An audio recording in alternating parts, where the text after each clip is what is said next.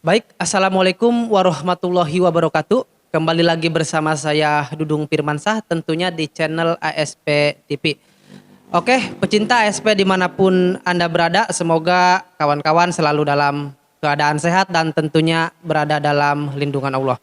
Baik, pada edisi kali ini saya akan menjelaskan atau memaparkan dan tentunya akan memberikan trik bagaimana caranya lulus UPA. Saya akan membahas bagaimana sih caranya, terus triknya bagaimana, terus apa saja yang harus dipelajari nanti namun setelah pesan-pesan berikut ini.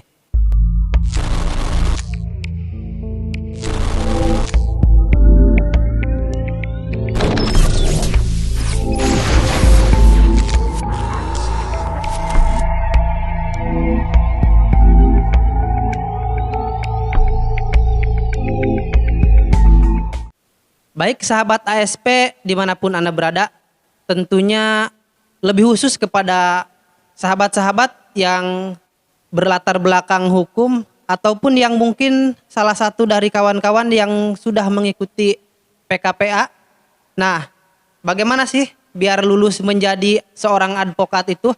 Jadi berdasarkan pengalaman saya, jadi untuk menjadi seorang advokat itu selain persyaratannya itu PKPA dari segi umur, berlatar belakang sarjana hukum dan lain sebagainya, tentunya yang harus diperhatikan atau yang fokus untuk menjadi seorang advokat itu tentunya harus lulus ujian gitu. Jadi materinya itu terdiri dari pilihan ganda dan juga satu esai. Nah, adapun untuk pilihan ganda yaitu biasanya itu terdiri dari fungsi dan perkembangan advokat, yang kedua itu kode etik advokat, yang ketiga hukum acara perdata, selanjutnya yaitu hukum acara pidana, ada hukum acara perdata agama, hukum acara peradilan hubungan industrial, dan ada hukum acara peradilan tun. Nah, ketujuh dari materi tersebut tentunya akan keluar dan perlu didalami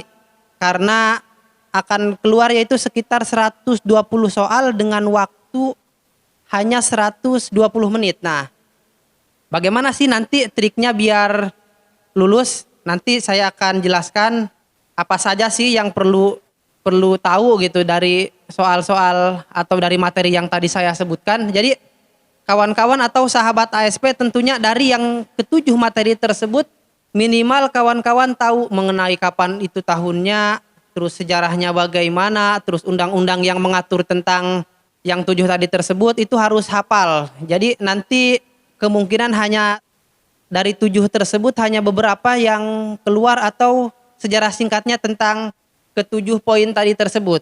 Jadi kalau misalkan kawan-kawan membaca secara sepintas tentang yang tujuh tadi tersebut, mungkin untuk PG bisa untuk dikatakan lulus insya Allah gitu kawan-kawan. Nah, selain dari yang tujuh tadi, ada satu poin yaitu poin esai. Biasanya hanya satu soal, namun di situ berisikan tentang surat kuasa dan surat gugatan. Nah, di mana surat gugatan dan surat kuasa ini poinnya sangat besar. Jadi kalau misalkan kawan-kawan di surat kuasa dan surat gugatan ini tidak lulus, maka hampir dikatakan kawan-kawan tidak akan lulus ujian advokat. Nah, bagaimana sih triknya biar lulus? Jadi saran dari saya fokus kawan-kawan harus bisa menguasai apa itu surat kuasa dan surat gugatan. Nah, saya akan berikan contoh seperti ini.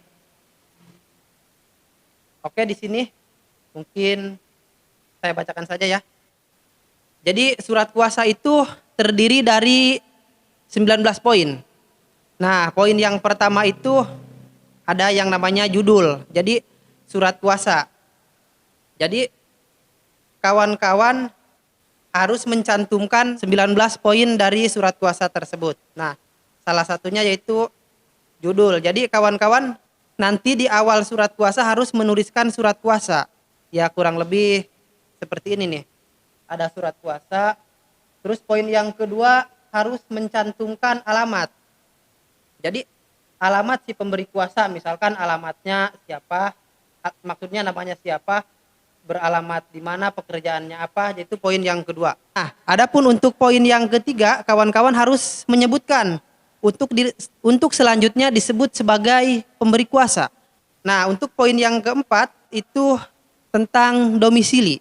Jadi domisili hukumnya itu di mana? Biasanya domisili tersebut berada di kantor advokat yang dituju. Misalkan dalam hal ini memilih domisili hukum di kantor apa gitu. Nah, untuk selanjutnya memberikan kuasa kepada pemberi kuasa. Jadi kepada si pemberi kuasa itu disebutkan misalkan advokatnya Roy Royadi gitu. Terus poin yang keenamnya itu menyebutkan alamat kantor. Jadi alamat kantor tersebut di mana? Misalkan kantornya beralamat di Jaura kilometer berapa, nomor berapa gitu. Adapun yang ketujuh itu ada disebut di situ sebagai penerima kuasa. Jadi si advokat tersebut disebutkan untuk selanjutnya disebut sebagai penerima kuasa. Nah, poin yang kedelapan yaitu kawan-kawan jangan sampai lupa untuk menuliskan bertindak untuk dan atas nama pemberi kuasa baik secara bersama-sama maupun masing-masing sendiri. Jadi nanti dalam poin yang ke-8 disebutkan apakah advokat tersebut secara bersama-sama ataupun masing-masing sendiri itu dituliskan. Nah, untuk poin yang ke-9 dituliskan yaitu karena ini surat kuasa khusus ditulis juga di sini khusus. Jadi kalau misalkan kawan-kawan lupa menuliskan di sini tidak dicantumkan maka akan berkurang 1 poin. Nah, untuk yang poin yang ke-10 itu dijelaskan apakah perbuatan tersebut itu perbuatan wan prestasi atau perbuatan melawan hukum. Untuk membedakannya kawan-kawan bisa lihat kalau misalkan perbuatan melawan hukum yaitu perjanjian yang tidak ada akta autentik. Kalau misalkan wan prestasi itu perjanjian yang biasanya dibuat di hadapan notaris. Jadi untuk membedakannya kalau misalkan di situ ada dibuat perjanjian di hadapan notaris berarti itu dapat dimasukkan ke dalam wan prestasi. Kalau misalkan tidak di hadapan notaris berarti perjanjian tersebut dapat dimasukkan kepada perbuatan melawan hukum. Nah, untuk yang ke-10 itu dijelaskan yaitu alamat tergugat. Tergugat misalkan beralamat di kampung apa alamatnya atau misalkan sebagai direktur apa nanti dijelaskan di situ. Untuk yang selanjutnya yaitu tentang apa? Misalkan tentang sebidang tanah seluas 300 hektar yang terletak di mana itu dicantumkan juga. Nah, poin yang ke-13 itu harus ditujukan pengadilan mana yang akan dituju. Misalkan dalam kasus tersebut yang dituju itu ke pengadilan Rangkas Bitung, maka ditulis juga di situ pada pengadilan Rangkas Bitung. Ya, kurang lebih ini seperti ini nih. Untuk selanjutnya jangan lupa poin yang ke-14 dan 15 itu disebutkan, yaitu menyebutkan surat kuasa ini diberikan hak substitusi dan hak retensi. Jadi seperti ini. Jadi ini untuk substitusi dan hak retensi itu mendapatkan 2 poin ya. Jadi surat kuasa ini diberikan dengan hak substitusi dan hak retensi. Nah, untuk yang ke-16 itu yaitu ada tanggal misalkan Lebak tanggal 20 September 2021. Nah, untuk poin selanjutnya yaitu ada di sini sebagai para penerima kuasa dan pemberi kuasa. Nah, untuk pemberi kuasa itu biasanya harus ada materai 10.000. Jadi untuk materai 10.000 kalau misalkan kawan-kawan nanti saat ujian tidak membawa materai tersebut, maka bisa ditulis dengan angka saja yaitu 10.000. Nah, itu untuk surat kuasa. Adapun untuk komponen surat gugatannya itu sama yaitu ada 19. Yang pertama itu ada menyebutkan kata-kata tujuan alamat. Jadi contohnya seperti ini nih kawan-kawan.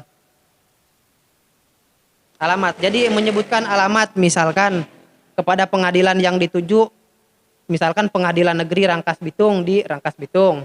Terus yang poin yang kedua itu perihal gugatan.